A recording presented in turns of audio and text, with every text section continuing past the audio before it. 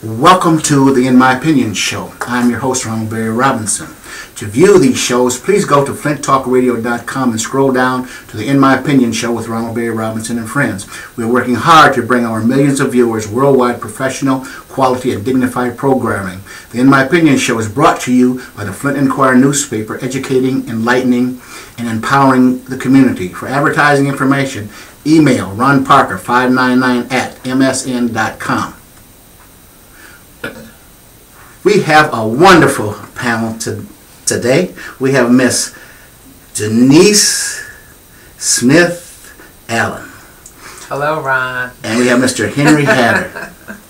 Hi, Ron. Welcome to the In My Opinion show.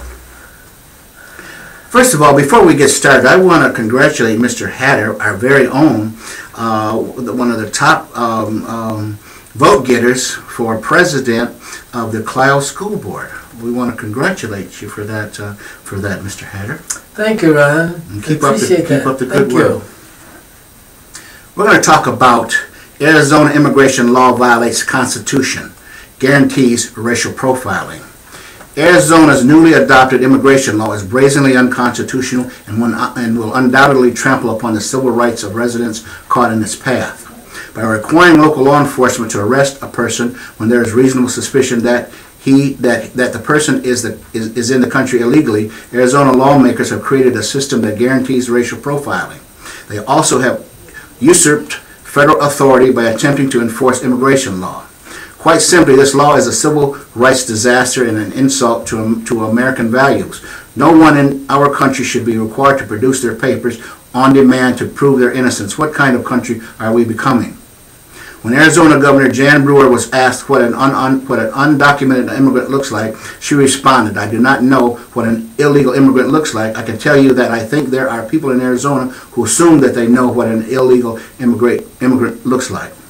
We all know what the outcome of all this double talk will be. People with brown skin, black skin, red skin, yellow skin, regardless of whether they are a U.S. citizen or a legal resident, will be forced to prove their legal status to law enforcement officers time and time again. 1/3 of Arizona's population, those who are Latino, will be designated as second-class citizens, making anyone with brown skin a subject even if their families have called Arizona home for generations. Given the authors of this law, no one should be surprised about its intended targets. The law was drafted by a lawyer for the legal arm of the Federation for American Immigration Reform, FAIR, whose founder has warned of a Latin onslaught and complained about Latinos' alleged low educability. FAIR has accepted $1.2 million from the Pioneer Fund, a racist foundation that was set up by Nazi sympathizers to fund studies for eugenics, the science of selective breeding to produce a better race. The legislation was sponsored by State Senator Russell Pierce, who once emailed an anti-Semitic article from the neo-Nazi National Alliance website to supporters. Making matters worse, lawmakers have allowed citizens to sue local law enforcement agencies that they believe are not adequately enforcing the new law. One can be sure that FAIR and its proxies are salivating at the prospect. The law is not only unconstitutional, it's bad public policy and will interfere with effective policing in Arizona communities. That's why the legislation was opposed by the Arizona Association of Chiefs of Police. As Latinos grow more fearful of law enforcement, they will be more reluctant to report crimes, and witnesses will be less likely to cooperate with police. Criminals will target the Latino community, confident their victims will keep quiet. Lawmakers in other states are eager to replicate this ill-advised law. Their frustration with current immigration policy is understandable, but this system must be remedied by our Congress, which should enact fair immigration reform. The federal government must draft a policy that repairs our broken immigration system and at the same time protects our most cherished values. States that attempt to follow Arizona's example will only succeed in sowing fear, discord, and intolerance in our communities while undermining law enforcement and inviting costly constitutional challenges. Henry, what is your thoughts? Ron, this is an interesting matter to consider. I'm not so sure that I'm convinced that this law is unconstitutional. I don't see anything about it that's unconstitutional. Did it come up through the courts? Did the courts declare that what is currently being done is unconstitutional? I just want to go through the legality of it. From what I understand, it's being contemplated by the U.S. Supreme Court. Then it's not unconstitutional yet. Well, I think maybe it might be because federal law supersedes state law. Okay, I don't know if this is a state's law. A state's rights issue. Okay, then we cannot say it's unconstitutional then, unless the Supreme Court of Michigan declares it unconstitutional. Of the United States. And the United States, they appeal to the United States. But I don't know that's been passed through the courts yet. But I do say this. I say that it is wrong to single out Mexicans or Hispanics. Well, based upon the color of their skin. Yeah, but we are accustomed to that But we got to stop being accustomed to this and demand equal and fair rights. But that's why I mentioned that is because it's something that we've lived with for a long time, and hopefully that it's never. If that has been unconstitutional, then we're owed a lot because they violated that law for many, many years. But and the reason I'm arguing this is because unless it's been declared unconstitutional by the United States federal court, it's not constitutional.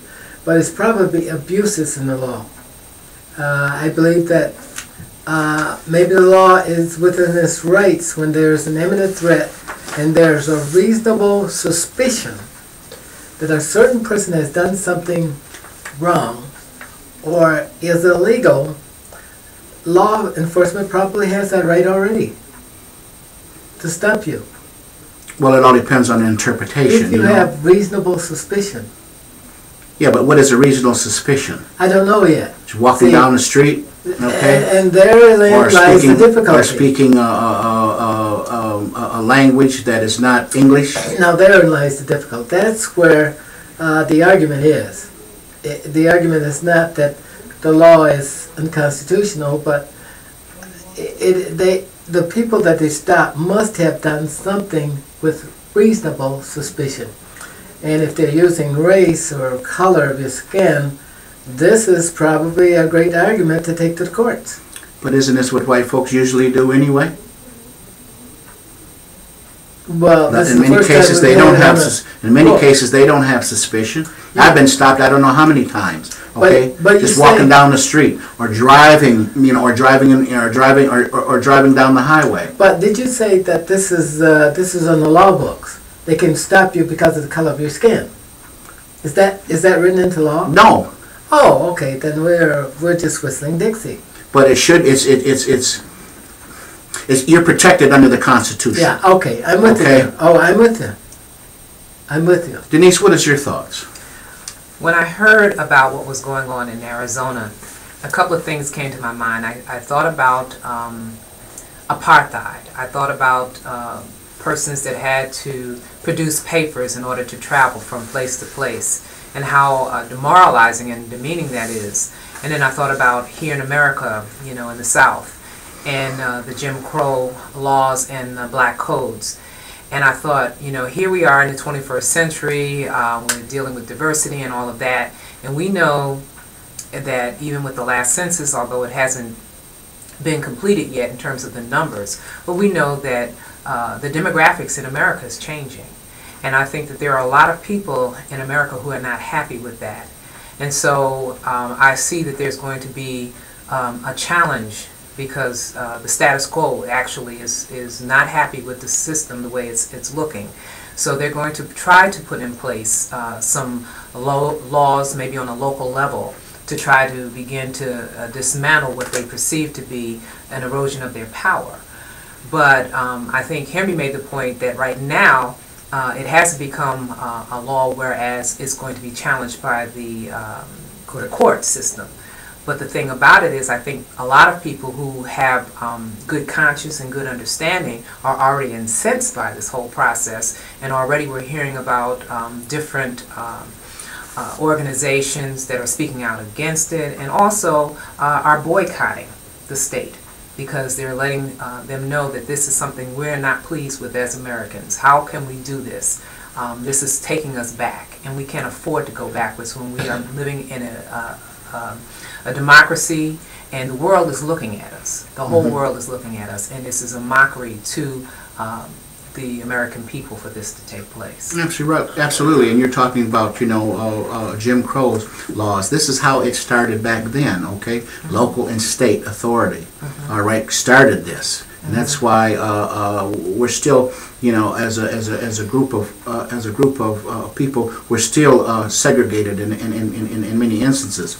I don't see this going very far, Ron, because you got to remember that in just 30 years from now, white Americans will no longer be the arithmetic nor... And that's what they're afraid of. Well... White America is afraid of. They will no longer be the arithmetic or the political majority in the country. And this could set back relations many, many years into the past. This could set us back. If they continue that in the West, where you see Hispanics will take over those populations in numbers and become the political majority of that area, that would bode badly. I don't see this going very far. You know what they should do? This is just my opinion, all right? All the illegal all the illegal people, you know, when you say illegal aliens, you think people think about something coming from down out of space, all right? So let's talk about, you know, illegals that are presently in the United States. Taxpayers are spending billions of dollars, all right, setting up, constructing walls, incarcerations, expanding, you know, their police departments and so forth, all right? Why don't we just close the borders down for a month, okay? All the illegals that are in the United States right now, legalize them. Let's stop this shit, all right? And then we won't have this problem, all right? Ron. I know it's maybe far-fetched, okay? But we're spending billions to combating this situation, all right? Billions of taxpayer dollars, and America knows the vast majority of these people are law-abiding, from what I understand. Okay, and America needs those workers. Okay, to harvest and for computers and you know, Hispanics, they do more than just farm labor. Okay, they're very intelligent folk. And may I say this about Hispanics? Hispanics are known to be the United States' best workforce in this country right now. Hispanics. Right. Now everybody else. But by the same token, Ron, what Americans are talking about, those who have no preconceived notions against Hispanics, they want people to come in legally. They don't want people to just cross the border. But they should have thought about that. Americans can't cross the borders anywhere else in the world. They should have thought about that years ago. Years ago, when they opened up the borders, and when they had all these immigrants coming in. Okay, they should have thought about that. All right. Now it's like that oil well in the Gulf. It's unstoppable at this point. But that's why we have to take these measures. And it's unfair to Hispanics. It's unfair. Legalize them all. But you know what I mean? Legalize them all. Well, you see, you know what the problem with that is. Those people, I mean, I don't mean those people, but illegal immigrants are siphoning off billions of dollars out of the Treasury. And they're also contributing billions of dollars to the Treasury. These are dollars that have been provided for people that's in this generation and the baby boomer generation, for retirement and for health care and for all of the things that people work for in this country to stabilize their lives until the end. You know, but what's going to stop all of that? We got to put some stopgaps in there somewhere. Remember, we're a nation in decline. We're becoming poor. Resources are declining. And we need to close those gaps there. And if we had the capacity to take on more more immigrants, we would do so. But we simply just cannot continue this. We got to stop it someplace. Exactly. And Legalize them, all of them, okay? And you know, and we could probably realize considerable savings, okay? Call it a day. I don't know if I agree with that, because I think you'd have to deal with a case-by-case situation.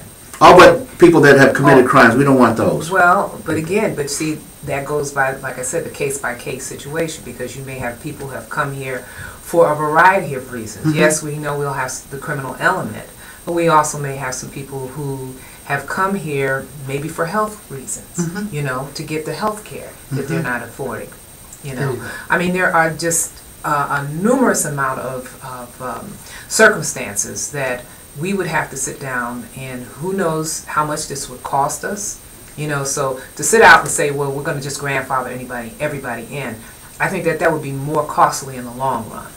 Okay, I really believe that. So I think that we're going to have to be real thoughtful about our approach, and not so emotional about this, because that's what's happening right now. You've got people who have lived in this country, who have been, you know, three and four generations that have been here, and they now are experiencing, we now as a country are experiencing economic hardship, and there are people who have never thought that they would ever be unemployed that are unemployed. And usually when you have an economic downturn, that's when you usually find where people are pointing the finger at the low man on the totem pole. Every and time. right now it appears that it is persons that we identify as illegals. Okay, but we've had people who have come into this country who have developed cells, if you will, and now we have to be concerned about our safety.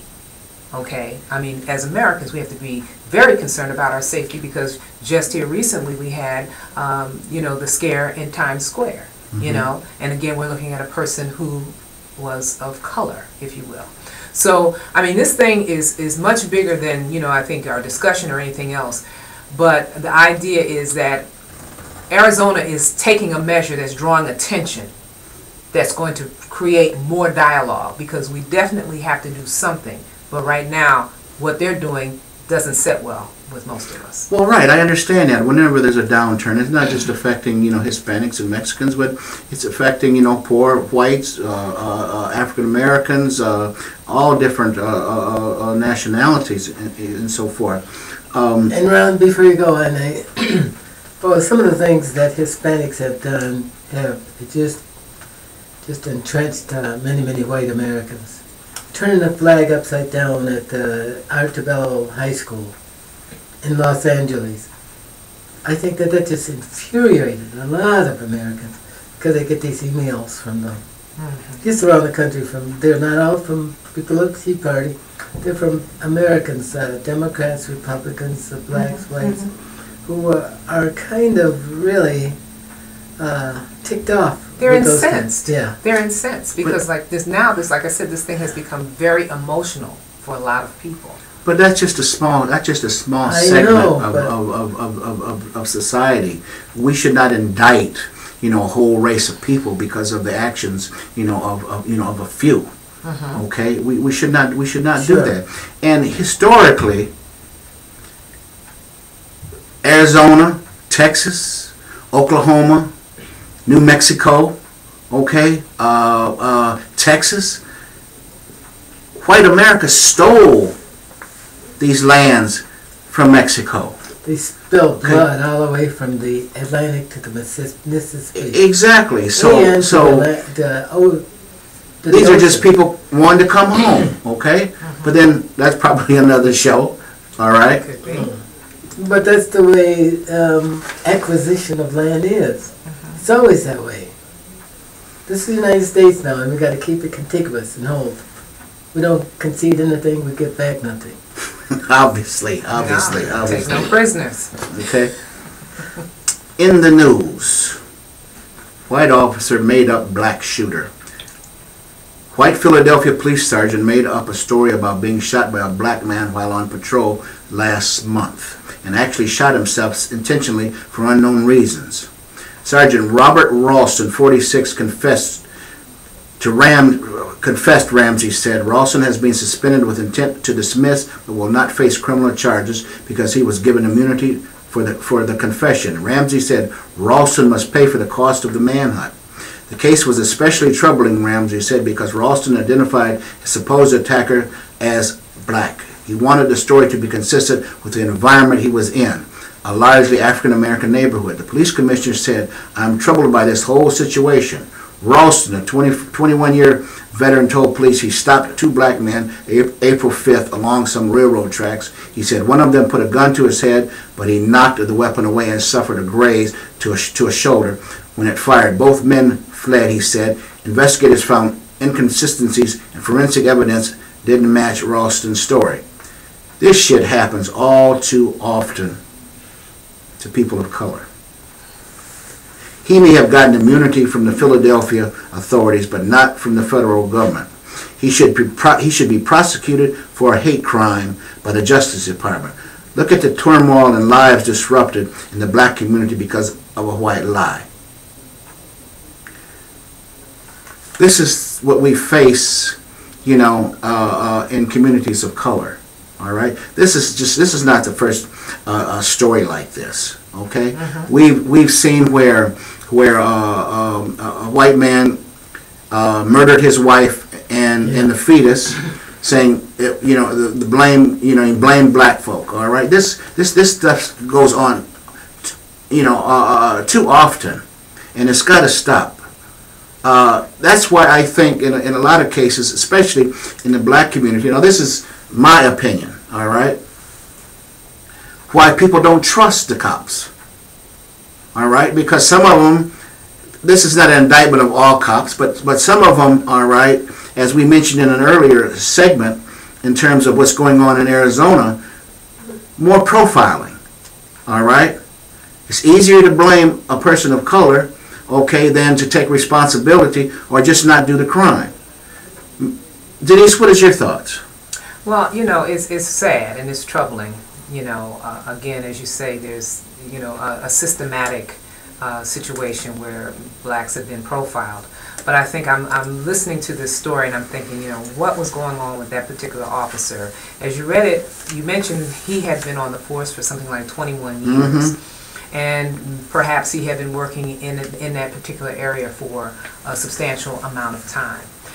I'm strongly in favor of having police officers and anyone who is basically on the front line in that situation to have psychological evaluations, at least a couple of times, I would say every 2 years, because they suffer from post-traumatic shock syndrome, and that's downplayed. And not to say or discount the fact that, yes, this is a racial thing. However, I think that there are some other dynamics going on, and that has to be addressed. And I think the police department, the Justice Department, and other entities need to be involved in that, because we have, like I said, this America right now is brewing. So we don't need more things like that to agitate people. But at the same time, you've got individuals who are not well mentally, and they need to be taken care of. This man certainly probably has had maybe some kind of break that needs to be addressed. He also still should be found civilly liable for the disruption that he's caused at the police department, So, like I said, there's more to this story, and it needs to be addressed on a lot of different levels. Could you imagine an upheaval in the Philadelphia community, especially the black community? Oh my God, in terms of the rest of the police department, all right, and probably they probably pull in law enforcement officials from the surrounding communities. SWAT. Okay? On a lie. Really. On a lie. Right. Absolutely. I mean, it's horrific. It's absolutely. I'm not minimizing that at all. But I still say that there is more to this story and this individual. And if they go into that man's background, they're going to probably be able to tell, the story, the real story. And then from there, like I said, he definitely does not need to be on the force. Absolutely not, and I certainly hope they don't give him a pass. They already have in a way. Okay. He's on administrative leave. And immunity from prosecution. Hopefully that's just state, and I hope the feds come in and send his ass to prison. Well, that's the Mr. people. Harry, what's your thoughts? Ron, I remember the case so well. I believe that this happened in Hyannisport, Massachusetts, where the lady claimed that she was raped by a black man, or Well, the wife was that has been claimed something too. like that.